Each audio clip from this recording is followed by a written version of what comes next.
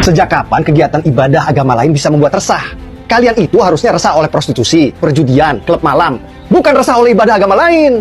Artinya terbukti dong kalian itu intoleran. Jadi jelas ya, terbukti kejadian di Padang Sarai ini kasus intoleransi.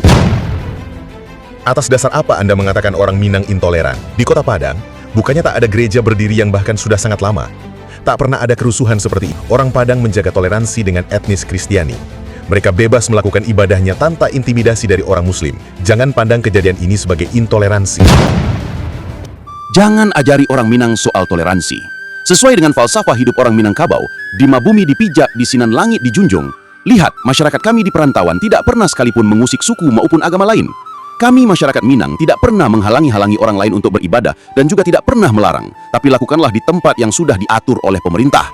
Seperti etnis Tionghoa yang dari dulu selalu hidup berdampingan dengan orang Minang, kami tidak pernah sekalipun mempermasalahkan ibadah mereka. Kami selalu rukun dan damai sampai saat ini.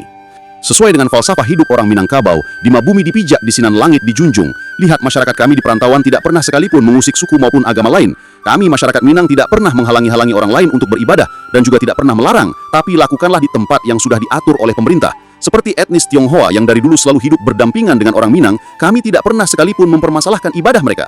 Kami selalu rukun dan damai sampai saat ini. Di Minangkabau ada musyawarah, ada mufakat. Ketika kerusuhan terjadi di rumah doa Padang Sarai, publik sibuk menyalahkan warga. Mereka seolah lupa bertanya apa yang memicu bara itu menyala. Mari kita luruskan. Ini bukan soal kebencian, tapi soal prosedur, soal izin, soal kesepakatan sosial yang dilanggar diam-diam. Di tanah kami, semua yang datang harus tahu adat. Mau buka usaha, minta izin. Mau bangun rumah ibadah, libatkan nenek mama, tokoh masyarakat, dan pemerintah lokal. Bukan langsung pasang salib dan minta dimengerti. Toleransi bukan tiket gratis untuk abaikan etika dan kesepahaman sosial.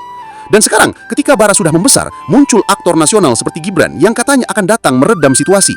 Maaf, kami tak butuh peredam suara. Kami butuh penghormatan terhadap akar budaya, bukan panggung pencitraan. Kami tak haus perhatian, kami haus keadilan dan kejelasan. Ini bukan panggung politik, ini ranah adat kami.